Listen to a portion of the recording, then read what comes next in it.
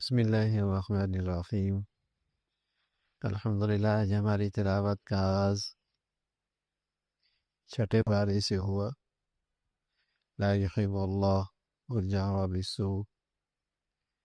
اس میں اللہ کی طرف سے ہدایت ہے کہ برائیوں کو مت پھیلایا کرو، بری باتیں، برے تذکرے، اس کو مت پھیلایا کرو۔ ہاں، مظلوم اپنے اوپر ہونے والے ظلم کا تذکرہ کرے تو اسے حق حاصل ہے۔ اللہ تعالیٰ سب کچھ جاننے والے ہیں۔ جو پیغمبروں کے درمیان تفریق کرتے ہیں، بعضوں کو مانتے ہیں، بعضوں کا انکار کرتے ہیں، فرمایا ان کا ایمان اسلام سے کوئی تعلق نہیں، یہ کافر ہیں۔ اور جو لوگ سارے ایمان اس پیغمبروں کو مانتے ہیں، سب کی عظمت اور عقیدت دل میں رکھتے ہیں، یہ ایمان والے ہیں۔ پھر یہود کے جرائم کا تذکرہ فرمایا، کس طرح اپنے نبی کی شان میں گستاخی کرتے تھے، اللہ کی شان میں گستاخی کرتے تھے، کہتے تھے ہم تب اللہ کی بات مانیں گے جب اللہ کو سامنے دیکھیں گے۔ یہ یہود حدیث علیہ السلام کے دشمن بنے، قتل کے درپے ہوئے۔ اللہ تعالیٰ نے عیسیٰ علیہ السلام کو عزت احترام سے آسمانوں پہ اٹھا لیا۔ یہودیوں کا مزاج سود خوری کا تھا، سود کھایا کرتے تھے، لوگوں کا مال ناحق کھایا کرتے تھے۔ یہ ساری ہدایات اللہ مسلمانوں کے لیے بھیج رہے ہیں کہ تم ان گندگیوں سے اپنے آپ کو محفوظ رکھو۔ بہت سے رسولوں کا اللہ نے تذکرہ فرمایا ہے۔ عیسائی بھی اللہ کے اپنے دین میں غلو کیا کرتے تھے، نبی کو اس کے مرتبے سے آگے بڑھا دیا۔ عیسیٰ علیہ السلام اور ان کی والدہ کے بارے میں غلط عقیدہ رکھا، انہیں خدا کا حصہ قرار دیا۔ یہ دین میں غلو ہے۔ پیغمبر اللہ کی بزرگ شخصیت ہوتی ہے، لیکن ہوتا اللہ کے بندے ہی ہے، اللہ کا حصہ نہیں ہوتے اللہ کے محتاج ہی ہے۔ حاجت روا مشکل کشا صرف اللہ۔ دین میں غلو نہ کرو، ہر ایک کو اپنی حد میں رکھنا، حدود میں رکھنا، یہی دینداری کا تقاضا ہے۔ خود پیغمبر حدیث علیہ السلام کو اللہ کی بندگی اختیار کرنے میں کوئی آر نہیں ہے، اور اللہ کے فرما بردار بندے ہیں۔ پھر آخر میں عورتوں کے حقوق کا تذکرہ فرمایا کہ وراثت میں ہر ایک کو پورا حق دو۔ پھر اگلے سورہ مائدہ کا تذکرہ ہے، جس کی ابتدا میں اللہ نے ایمان والوں کو خطاب فرمایا اور فرمایا کہ جو عہد و پیمان کیا کرو اسے پورا کیا کرو۔ ایمان کے خطاب سے یہ ہدایت فرمائی، پیغام دیا کہ یہ تمہارے ایمان کا تقاضا ہے۔ وہ عہد و پیمان اللہ کے ساتھ ہو یا مخلوق کے ساتھ ہو، مسلمان کے ساتھ ہو یا کافر کے ساتھ ہو، عہد پورا کیا کرو۔ اس سے اندازہ ہوتا ہے کہ اسلام میں معاملات کی کتنی اہمیت ہے۔ اسلام میں معاملات کی کتنی اہمیت۔ آج مسلمانوں میں نمازی حاجی مل جائیں گے، معاملات کا مسلمان ڈھونڈنے سے ملے گا۔ اسلام جب اپنی پوری تازگی کے ساتھ اور پورے خوبصورتی کے ساتھ ہوتا ہے تو اس زندگی کے اندر معاملات اور اخلاق اچھے ہوتے ہیں۔ اور جب اسلام کا صرف ابتدائی خاکہ اس کی زندگی میں ہوتا ہے تو وہاں صرف عبادت ہوتی ہے، وہاں صرف عبادت ہوتی ہے۔ اور بس اوقات جب معاملات اور اخلاق خراب ہو تو وہ عبادت بھی رسمی سی ہو جاتی ہے۔ جب مسلمان کی پوری زندگی میں تازگی ہو اسلام کی، تب اس کے معاملات اور اخلاق اچھے ہو۔ اس لیے کہ معاملات میں براہ راست مفادات پہ زد پڑتی ہے، اس لیے کہ اخلاق اچھے ہوں براہ راست نفس پہ زد پڑتی ہے۔ عبادت میں تو بس اوقات لوگوں کی طرف سے تعریف ملتی ہے نا، واہ واہ ہوتی ہے۔ معاملات تو اس پوری صورت کے آغاز میں ہی ایمان والوں کو تلقین فرمائی، عہد پورا کیا کرو، معاہدے پورا کیا کرو، معاملات کو احسن طریقے سے نبھایا کرو، چاہے وہ معاہدہ تمہارا میاں بیوی کا ہو، لین دین کا ہو، تجارت اور کاروبار کا ہو، جس سے عہد کرو اس عہد کو پورا کیا کرو۔ پھر ایمان والوں کو تلقین فرمائی ہمیشہ اللہ کے شعائر کا احترام کیا کرو، شعائر اللہ، اس کا احترام مسلمانوں کے ایمان کا تقاضا ہے۔ پھر ان حرام کردہ چیزوں کا تذکرہ فرمایا جو زمانہ جاہلیت میں جنہیں دنیا حلال سمجھتی تھی، اسلام نے کہا یہ حرام ہے، اس سے روحانیت بھی خراب ہوتی ہے، جسمانی صحت بھی خراب ہوتی ہے۔ مردار، خنزیر، خون، غیر اللہ کے نام پہ نظر و نیاز، یہ سب حرام ہے۔ جو لوگ خنزیر کھاتے ہیں انتہا درجے کے بے حیا ہوتے، اس لیے کہ سب سے بے حیا جانور خنزیر ہے، انتہائی بے حیا ہے، وہ اب اپنے ماں سے بھی گندگی کرتا ہے۔ تو جو قومیں یہ گندگیاں کھایا کرتی ہیں وہ انتہا درجے کی بدکار اور بے حیا ہوتی ہے، روحانیت بھی خراب ہوتی ہے، جسمانی صحت بھی خراب ہوتی ہے۔ حرام کردہ چیزوں سے روکا ہے، غیر اللہ کے نام پہ نظر و نیاز، غیر اللہ کے نام پہ ذبح کیا ہوا جانور حرام ہے۔ باقی حلال چیزوں کا تذکرہ فرمایا، باقی تمہارے لیے حلال ہے۔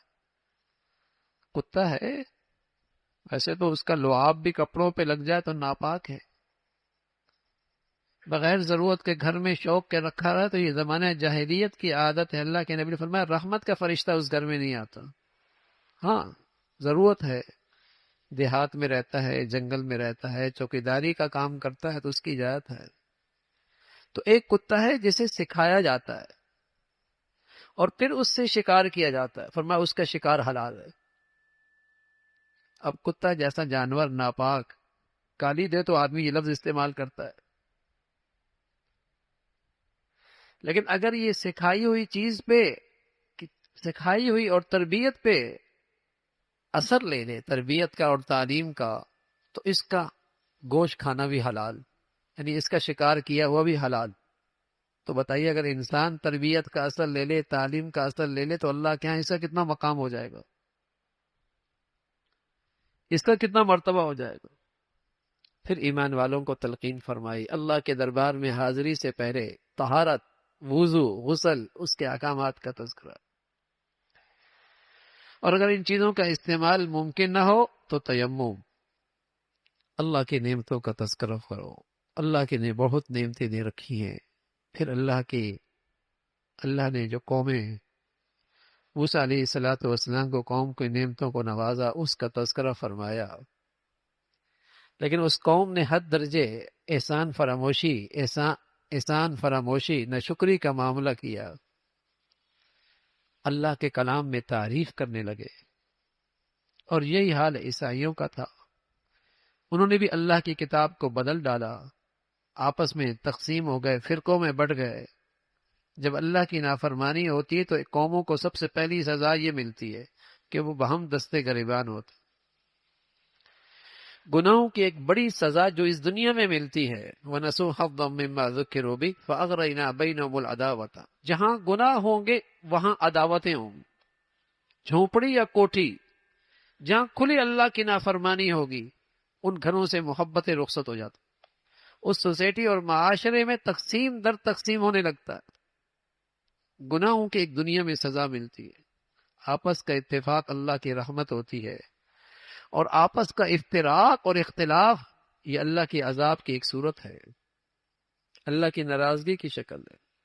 تو ان کے اندر بھی تقسیم در تقسیم ہونے لگا، اتنی برائیوں کا ارتکاب بھی کرتے تھے اور غلط فہمی کا شکار تھے کہ ہم اللہ کے بڑے پیارے، ہم اللہ کی اولاد ہیں۔ فرمایا اللہ رب العزت نے انہیں پھر عذاب دیا۔ موسیٰ علیہ السلام کے یہ قوم حضرت موسیٰ علیہ السلام سے انتہائی بے ادبی کا مظاہرہ کرنے لگی اور کہنے لگی آپ جائیں، آپ کا رب جانے، ہم آپ کے ساتھ ارض مقدس میں نہیں جا سکتے، جب تک کہ وہاں وہ جنگجو قوم وہاں سے نکلے گی نہیں ہم وہاں نہیں جا سکتے، آپ لڑیں اور آپ کی قوم آپ کا رب جانے۔ پھر اللہ رب العزت نے قابیل اور حابیل کا تذکرہ فرمایا، جو زمین پر اس دنیا میں سب سے پہلا قتل ہوا۔ قابیل نے اپنے بھائی حابیل کو قتل کر دی۔ حسد، مفادات بھائیوں کو بھی ایک دوسرے قاتل بنا دیتی ہے۔ قابیل نے حابیل کو قتل کیا اور زمین پہ یہ پہلی لاش تھی، پہلا قتل تھا۔ اسے سمجھ میں نہیں آیا کہ اس کو دفن کیسے کروں۔ کوا آیا، اس نے کوا ایک مردار کو زمین میں جب زمین کی مٹی کے اندر جب اسے رکھا تو اسے شرمندگی ہوئی کہ مجھ سے تو یہ کوا ہی اچھا، اس کو اتنی عقل ہے کہ مردے کو کیسے دفن کرتے۔ اللہ کی طرف سے قانون آیا اور اللہ نے قانون بتایا کہ دیکھو قصاص ہے، آنکھ کے بدلے آنکھ، کان کے بدلے میں کان۔ جس نے کسی کو ناحق قتل کیا، ایسا ساری انسانیت کو قتل کیا، اتنا بڑا جرم ہے۔ اور ساتھ باغی اور فسادی اور ڈاکو، اس کی سزا کا تذکرہ فرمایا۔ چور کے ہاتھ کاٹا جائے گا، مرد ہو یا عورت۔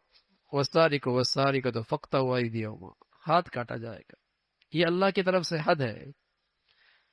اللہ کی یہ حد نافذ ہو جائے تو بہت ساروں کی جان و مال کی حفاظت ہو جائے۔ اللہ کے قانون کے اندر تو بڑی حکمت ہے، اور اس میں انسانیت کے لیے اس میں بڑا بھلا ہے۔ آج مغرب کے بنائے ہوئے ضابطے تو دنیا کی اسلامی ریاستوں میں موجود ہیں، لیکن اللہ کے قوانین مسلمانوں کے ہاں بھی آج رائج نہیں، جس کی وجہ سے بدامنی کی انتہا ہے۔ پھر بتایا اللہ کا کلام قرآن مجید، یہ تو تورات اور انجیل کی سچائی کا بھی محافظ ہے۔ جو اس کے اندر سچے مضامین ہیں، قرآن ان کی بھی تصدیق کرتا۔ پھر ایمان والوں کو تلقین فرمائی، یہود و نصارہ کو اپنا دوست مت بناؤ، وہ آپس میں تمہارے مقابلے میں ایک ہیں، معاشی لحاظ سے اور جغرافی لحاظ سے کفار میں کتنا ہی آپس میں اختلاف کیوں نہ ہو، لیکن اسلام اور مسلمان کے مقابلے میں سب متحد ہیں۔ فرمایا جن کے دلوں کے اندر روگ ہے اور نفاق کا مرض ہے، وہ یہود و نصارہ کے قریب ہوتے۔ جب ان سے دوستیاں اور محبتیں ہوتی ہیں تو پھر مسلمانوں میں ارتداد شروع ہو جاتا ہے، مسلمانوں میں ارتداد شروع ہو جاتا ہے کہ مسلمان پیدا ہوئے اور مرے کفر پر۔ پیدا مسلمانوں کے گھر ہوئی ہے اور خاتمہ کفر پر ہوا۔ جب کفار سے دوستیاں اور دلی تعلقات بڑھتے ہیں تو پھر مسلمانوں میں ارتداد شروع ہو جاتا ہے، مسلمانوں کے اولاد کافر بنے لگتی۔ اس لیے اللہ تعالیٰ نے اپنے کلام میں کفر کی بڑی گندگی پیش کی ہے۔ فرمایا کفر کیا ہے؟ نجاست ہے، نجاست۔ اولئک ہم شر البریہ، روئے زمین کی بدترین مخلوق ہے، اس لیے کہ اس کے اندر کفر اور شرک کی نجاست ہے۔ یہ نفرت اس لیے ڈالی گئی کہ تاکہ مسلمانوں میں کہیں ایسا نہ ہو کوئی اولاد کافر بن جائے۔ فرمایا اگر کوئی آدمی مرتد ہوتا تو ہو، اللہ تعالیٰ ایسوں کو کھڑا کریں گے جو اللہ سے محبت کرتے ہیں، اللہ ان سے محبت کرتے ہیں، اور ان کی نشانی یہ ہے کہ وہ مسلمانوں کے لیے نرم اور مسلمانوں کے لیے متواضع اور خیر خواہ، اور کفر کے مقابلے میں سخت، اور اللہ کے راستے میں جہاد کرنے والے اور کسی ملامت کرنے والے کی ملامت کی پرواہ نہیں، اللہ ایسا کھڑا کر دیں گے۔ فرمایا تمہاری دوستیاں کفار سے نہیں ایمان والوں سے ہونی چاہیے، اور ایسی لوگ ہی اللہ کے پیارے ہیں اور یہی غالب آتے ہیں۔ پھر ایمان والوں کو غیرت دلائی کہ تم ان سے دوستیاں کیسے کرتے ہو جو تمہارے دین سے مذاق اڑاتے، اور تمہارے ساتھ وہ دشمنی اس لیے کرتے کہ تم ایمان والے ہو۔ دنیا میں سب کے حقوق ہیں، جانوروں کے اور کتے اور بلیوں کی بھی حقوق ہے، اگر نہیں ہے تو مسلمانوں کے نہیں، چاہے وہ یمن ہے، چاہے وہ شام ہے، چاہے وہ لیبیا ہے، چاہے وہ عراق ہے، اور چاہے آج وہ غزہ اور فلسطین ہے، سب کے حقوق ہیں، دنیا اس کی آوازیں اٹھاتی ہے۔ دنیا اس پہ چیختی اور چلاتی، اگر نہیں ہے تو مسلمان کی نہیں ہے، اس لیے کہ مسلمان اللہ پر ایمان رکھتا ہے، اس لیے اس کے حقوق نہیں ہے۔ فرمایا یہ دشمنیاں مسلمانوں سے اس لیے کرتے ہیں کہ مسلمان ایمان والا ہے، اس کا تذکرہ فرمایا۔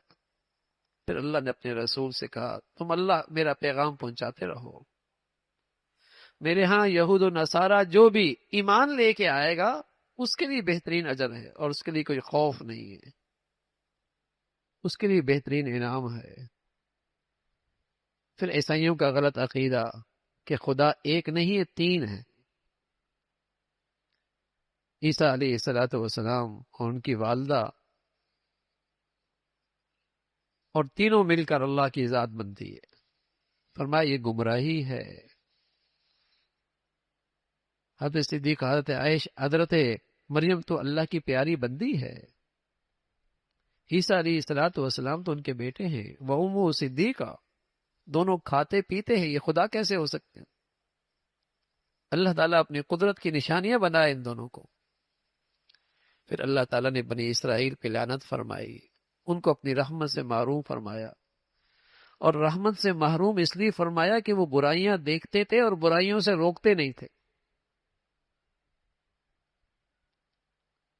مسلمانوں کو ہدایت فرمائی، پیغام دیا کہ اگر تم بھی اپنے ہاں برائیاں دیکھو گے اور برائی روک سکتے اور پھر بھی نہیں روکو گے، تم بھی اللہ کی رحمت سے محروم ہو جاؤ گے۔ صرف گناہ سے بچنا کافی نہیں ہے، گناہ سے روکنا بھی ضروری ہے، جتنا اختیار میں۔ یہ جو جملہ آتا ہے نا کہ میاں اس نے اپنی قبر میں جانا ہے، تم نے اپنی قبر میں جانا ہے، نہ تمہاری قبر تمہارا بیٹا خراب کر سکتا ہے، تمہاری قبر تمہاری بیوی خراب کر سکتی ہے، تمہاری قبر تمہاری اولاد خراب کر سکتی ہے، اس لیے کہ تم ان کے ذمہ دار ہو، اللہ نے تمہیں ان کا ذمہ دار بنایا ہے۔ تو صرف برائی سے رکنا کافی نہیں، برائیوں سے روکنا بھی ضروری ہے، جہاں اختیار ہے، جہاں قدرت ہے، جہاں تمہاری بات سنی جاتی ہے۔ بنی اسرائیل پر اللہ کی لعنت اس لیے ہوئی، اللہ کی رحمت سے محروم اس لیے ہوئے، کانوا لا یتناہون عن منکر فعلوہ، برائیوں سے نہیں روکتے تھے، انہی کے ساتھ اٹھتے بیٹھتے تھے، انہی کے ساتھ کھاتے پیتے۔ فرمایا مسلمانوں کے ساتھ دشمنیوں میں سب سے آگے یہودی اور مشرک ہے، یہ مسلمانوں کی دشمنی میں سب سے آگے، جیسے ہندو اور آج کا یہودی۔ دنیا میں جہاں بھی مسلمانوں کے ساتھ ظلم ہو رہا ہے، یہودی اور مشرک اکٹھے ہیں۔ اور آج وہ عیسائی نہیں جس کے دل میں مسلمانوں کے لیے خیرخواہی ہوا کرتے تھے، اس لیے کہ آج کا عیسائی نہ رہا، وہ یہودیوں کے زیر اثر ہے، وہ مشرکوں کے زیر اثر ہے۔ لَتَجِدَنَّ أَشَدَّ النَّاسِ عَدَاوَةً لِلَّذِينَ آمَنُوا الْيَهُودَ، سب سے زیادہ آپ مسلمانوں کے دشمنی دیکھیں گے وہ یہودیوں میں دیکھیں گے اور مشرکوں میں دیکھیں گے۔ اور جو عیسائی اپنے صحیح عقیدے اور مذہب پر ہو، اپنی آسمانی کتاب پر عمل پیرا ہو، اس کے دل میں مسلمانوں کے لیے نرم گوشہ ہوگا۔ اسی کا تذکرہ فرمایا۔ اللہ رب العزت اپنے پیغام پہ صحیح طور پہ عمل کی توفیق نصیب فرمائے۔ وآخر دعوانا الحمدللہ رب العالمین۔